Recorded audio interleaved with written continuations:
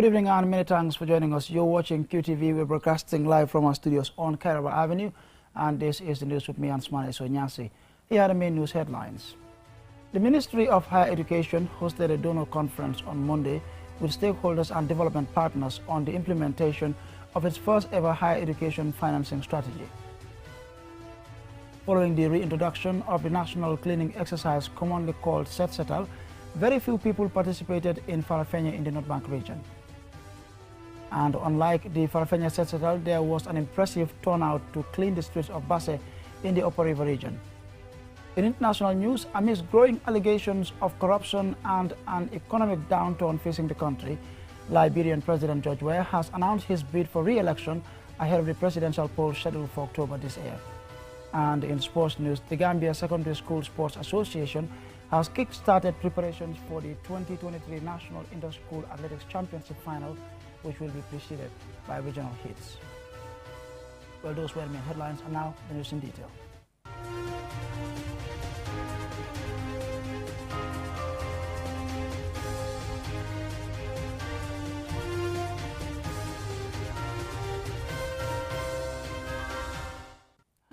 The Ministry of Higher Education, Research, Science and Technology hosted a donor conference on Monday with stakeholders and development partners on the implementation of its first ever higher education financing strategy. At the event, both the Ministers of Finance and Higher Education emphasized the importance of financing higher education for sustainable capital development. Mawalamin Choi reports. Higher education stakeholders and development partners of the Gambia are gathered for a donor conference. Those in attendance include the Ministers of Finance and Higher Education and development partners, including from representatives from UN agencies and foreign service missions in the Gambia.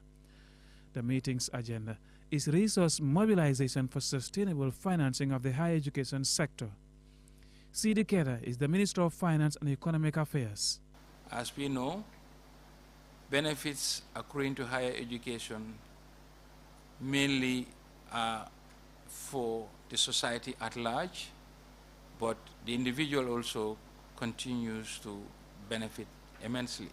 Financing higher education in the Gambia has left much to be desired, thereby prompting the Ministry of Higher Education to devise a new financing model for the sector, which is being presented to development partners at this forum. Data from the Ministry of Finance shows that over $247 million was allocated to the higher and tertiary education sector in 2020. This is about 10% of the total education budget for the country, which was $2.68 billion, 90% of which was allocated to the Ministry of Basic and Secondary Education. This starkly highlights the state of financing higher education in the Gambia. Professor Pierre Gomez is the Minister of Higher Education, Research, Science and Technology. So we've come up with different strategies, and that, as Honorable Minister of Finance rightly said, it was tabled at Cabinet and unanimously approved. That's where the loan scheme is. Because from here, we'll have to develop a bill. We'll be having later meetings with stakeholders. Again, we'll all gather here and look at the proposed bill.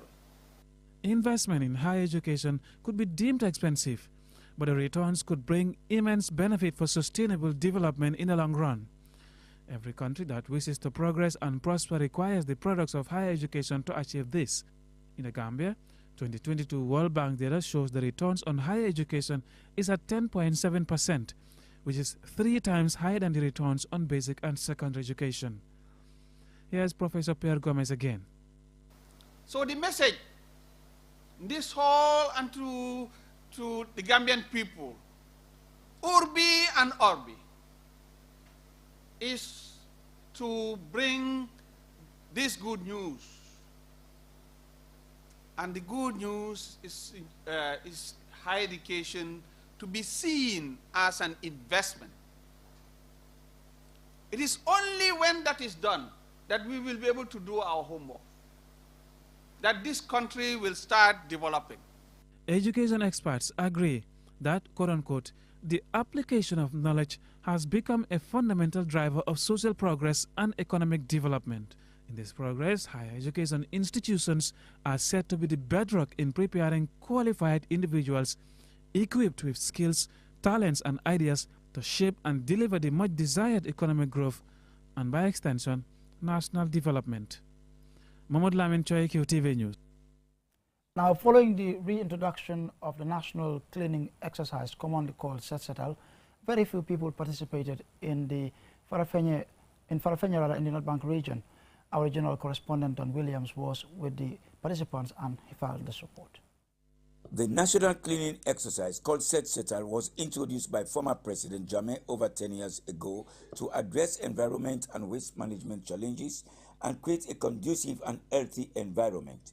It appears that because the exercise is not compulsory for the public, the attendance in Farafenni was very poor. However, that did not dampen the spirit of the security personnel led by Major Malik Boy of 2nd Infantry Battalion, senior police officers and the Red Cross in Farafenni. The majority, though, were merely spectators. Papa Tunkawa, the Farafenni Ward Councillor, applauds the government for reintroducing the exercise and says his council is in full support. I'm happy about this motivation. As you all know, health is our priority #1. So definitely when this Setsetal is back again, we are very much happy and we are definitely ready to support it as a council because this is part of our mandate and also is trying to improve the life health of the people within our area. As we all know, Farafenni is very dirty and the council cannot do all. So if the soldiers and the security personnel are out to help us, at least to make this work for us, that's Setsetal, we are very much happy. Moduli, a Red Cross volunteer, says it is very important to clean our environment. We believe that with a clean environment, you can have good health. With clean environment, you can even have good food. But if the environment is not clean, these flies and others that are coming to the dirty places, they will pick it and go and place it on our foods. But if it is clean, we will not get all those things. Moduli further appealed to the youths to embrace the initiative and take the lead. Generally, what I always say, people have to put this in your back of your mind. What can I do for my community? But always not ask yourself, what can my community do for me? Always when there is such thing, it's only the securities and the Red Cross, you see them out. The youths of Farafenni, sometimes it is a problem for us, such program, you see them coming out to do such things. Major Malik Boy, the operations officer of the 2nd Infantry Battalion, thanked the CDS and Minister of Defense for allowing the security to be at the forefront. Today is a National Cleansing Day, and through the commanding officer, 2 Infantry Battalion, Lieutenant Colonel Ibrahim I. Kurubali, we want to thank the Army Commander, Brigadier General Usman Gomez, the CDS, and the Minister of Defense, Honorable Serine Modinjai, for availing us the opportunity to come and attend this Setsetal. It's a community work, and we will continue to be part of any community exercise that is happening within Farafenni and its surrounding. Indiscriminate dumping and littering of waste have become commonplace in many parts of the country, leaving people at risk of health hazards. Law defaulters often go scot-free and only a few get punished with fines and compelled to comply. Don Williams, QTV News, Farafenni. Now also the authorities in Basse in the Upper River region and other stakeholders embarked on Setsetal on Saturday. Our reporter Alaji A. Jallo was in attendance and this is his report. The exercise was led by the governor of the Upper River region to clean the streets of Basse. Governor Sambaba, Honorable Sekuba, the National Assembly member for Basse, Lieutenant Colonel Sajo Jaju, CO3 Infantry Battalion in Basse, Dembo Sane, the Deputy Police Commissioner for URR, Usman Toure, CEO of Basse Area Council, and Alhaji Bubu Drame, the MPP regional chairman, all applauded government's initiative to revive the national cleaning exercise. We have the national cleaning exercise known as the Setsetal in Basse. The reason why we have it, as you said, is because of the government want to revitalize and bring back the old cleansing exercise that used to happen in the Second Republic. The reason behind this is people have seen that comparatively, when you looked at it, what the environment, how it was, and environment, how it is today, I think it is worrying. It's very timely for the President to liaise with the Minister of Environment to make sure they revive this cleansing exercise. Because if you look at around within our main cities or within our areas where government officials or offices are, or within around our hospitals or markets, you can see so many unnecessary or unwanted rubbish are lying down there without people cleaning it and waiting for the government to come and do it for themselves. It is a national call that I think every member of the Gambia Armed and Security Services should be proud of taking part. That's the main reason. This was happening here, and we have seen the positive impact that it brought in the country. Now that the authorities have come back with the initiation to engage on it, it is 100% welcome. Definitely, everybody should come up.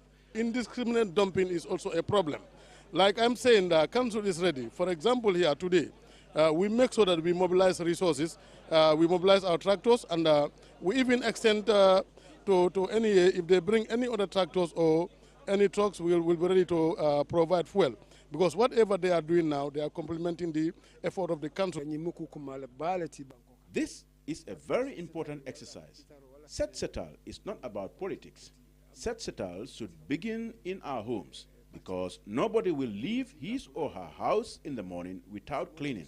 Also, if you sweep your house and leave your office or working place unclean, you will take the dirt back to your house. So, everyone should embrace this important exercise. Mohamed Jallo, a senior environmental inspector, said his office will prosecute those engaged in indiscriminate littering and dumping of waste. Currently, I'm telling you that these policies are being once again reignited, revived, and enforcement will take place to the fullest. These policies have to be implemented to the latter, and people found wanting will be taken through the litigation system. They will send people to courts for indiscriminately disposing their waste. Although the cleaning exercise was not compulsory, there was a good turnout in Basse. Others who also attended are the members of the Gambia Red Cross Society, Gambia Revenue Authority, the Regional Health Team, and other associations in the region. Reporting for QTV News, I am Alaji A.F. Jallo. And a report there by Alaji A.F. Jallo will lead us to the commercial break. But when we return, we have some more local, international, and sports news. Stay tuned.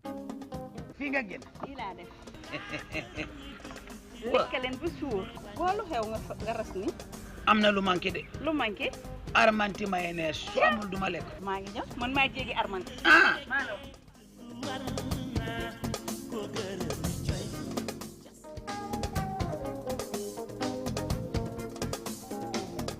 noo ko gisee.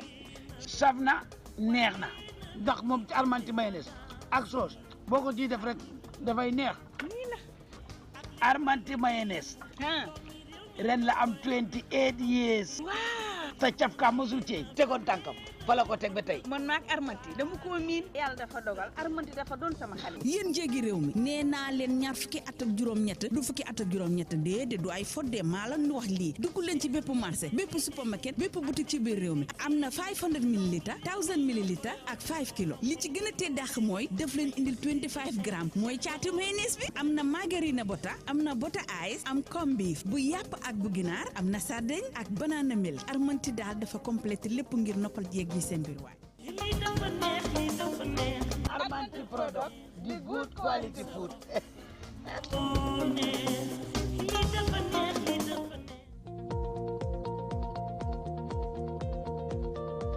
To make sure your company's products and services reach your potential customers, it is essential that you choose the right channel for your marketing purposes. QTV has the widest reach locally and beyond, and we can give your business the visibility it needs. Call QTV Marketing on +220 324 4444 or email us at marketing@qtv.gm and take your business to the world.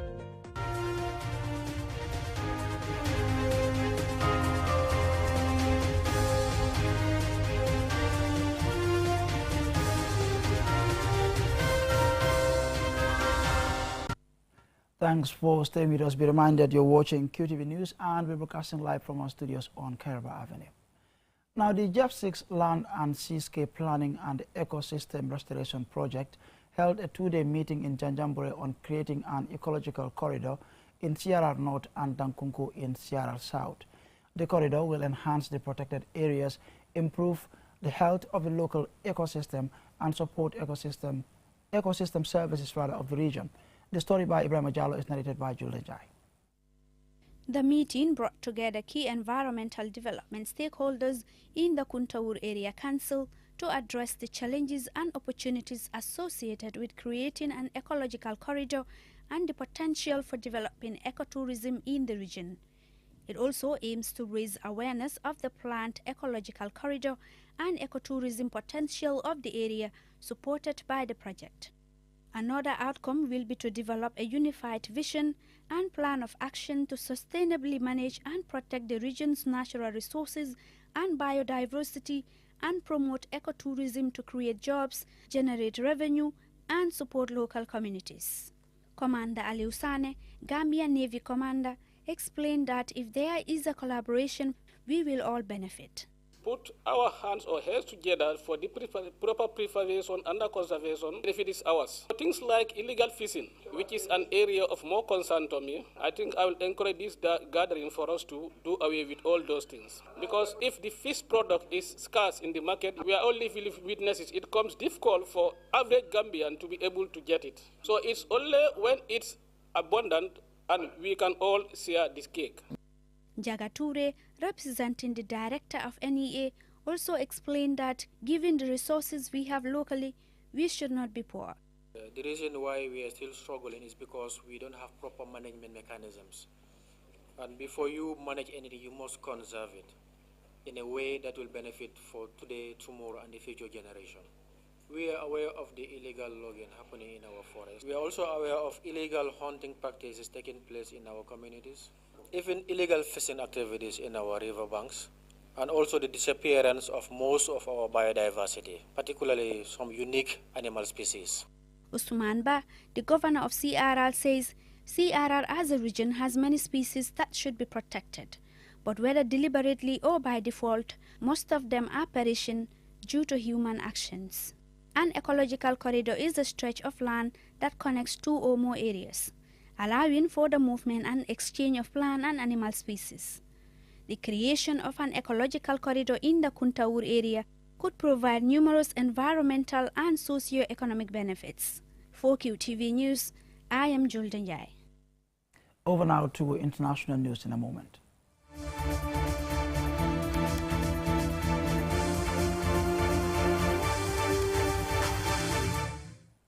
Now, amidst growing allegations of corruption and economic downturn facing the country, Liberian President George Weah has announced his bid for re-election ahead of the presidential poll scheduled for October this year. President Weah made this announcement before his country's parliament on Monday. President George Weah assumed power in 2018 following a landslide run-off victory in the presidential elections, becoming the 25th president of Liberia, ushering his country's first peaceful change of power in 7 decades. Now, barely 8 months to the expiration of his first term, President Weah has announced his intention to seek a fresh mandate in October this year.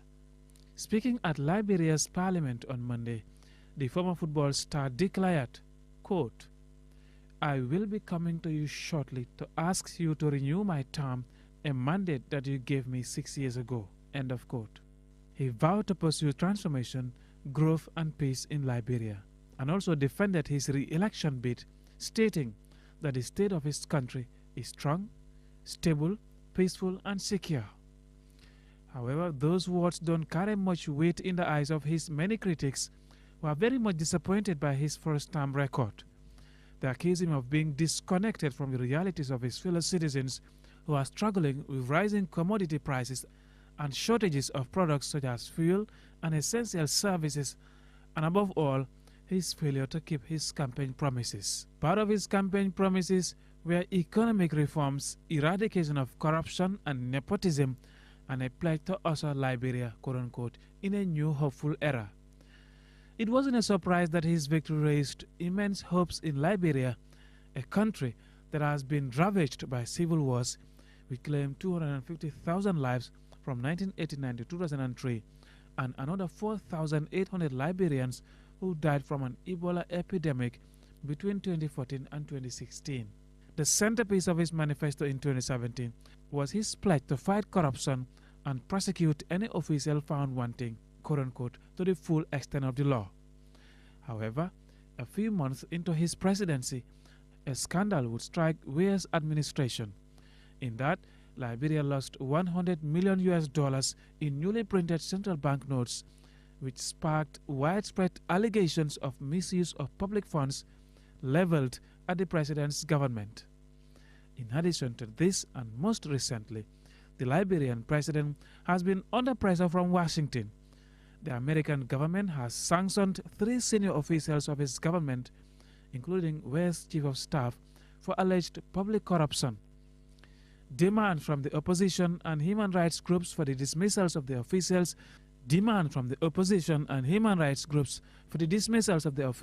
and the launching of a wider corruption probe have gone ignored.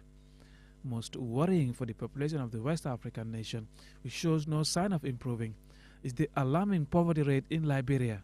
According to the World Food Programme, an estimated 64% of the population in Liberia live below the poverty line, and 1.3 million of those live in extreme poverty. Making the situation worse was a 2019 government payroll harmonization process, which effectively reduced the salaries of government workers. In this October's presidential polls, voters will assess and hold Weah to account on whether his first term has delivered for the greater good of Liberians. Mohamed Lamin, QTV News. And now on to some exciting sports news.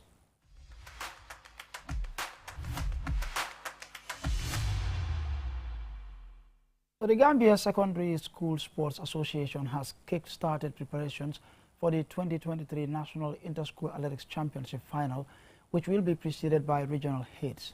At a press conference on Tuesday, the organizers are appealing for support from public and private institutions and companies. Elucise reports. It is a tradition that the association convenes such a media briefing to share with the public updates on the preparedness for the championship. The national championship will be preceded by regional heats starting in Bansang from the 3rd to the 5th of February, where upper and senior schools in the central and upper river regions will compete for the qualifiers to the national level. This will be followed by the up schools in lower river and North Bank regions in Farafenni between 10th and 11th February. Buttrop Senior School will host schools in the West Coast region between 17th and 19th February, before wrapping up the hits at Abuko School for schools in KM and Banjul between 25th and 26th February.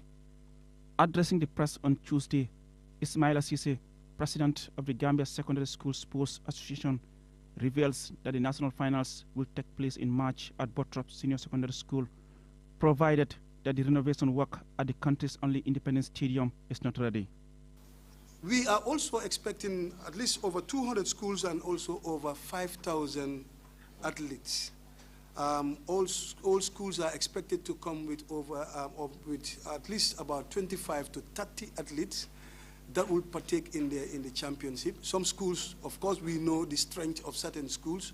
They may not be able to get 25 athletes, but they may come with maybe 20 or 15 or 18, depending on whether your athletes, the composition of our athletes will be able to take care of the events that are available to be participated for. Sise went on to warn schools' heads against any forms of cheating, as his association will ban any school found violating the rules of the championship from participating in the subsequent 2 editions. He calls on the public to report any suspected cheating by any school. Last year, we came up with an electric broom where we were able to whip as much schools as possible. 21 schools were being banned for participating in our championship as a result of cheating. Because we have taken a zero stance on cheating, and we vouch that we are going to ensure that cheating ends. Cheating ends in secondary school sports activities, in all domains, being it athletics, being it football, and all other domains that we are partaking in. We vouch to ensure that cheating stops. Because we don't want to disadvantage the young, rising athletes that are coming up from schools. We want to ensure that we give those people also the opportunity, the right forum, in order for them to showcase their talents. If we allow these old ones to be recycled in the system from one school to the other, some students will never graduate. Others will always be there, and we will have brighter and smartest hidden talents that will not be able to discover. The essence of the championship is to bring out talents from the grassroots that can represent the country at international competitions. As such, public and private institutions are urged to embrace this usually well-attended competition and support the association to host another successful competition. Reporting for QTV News, I am Aliou Cissé. And this is where we draw the curtains on this bulletin, but do join us at 10 p.m. for another bulletin. Thanks for watching.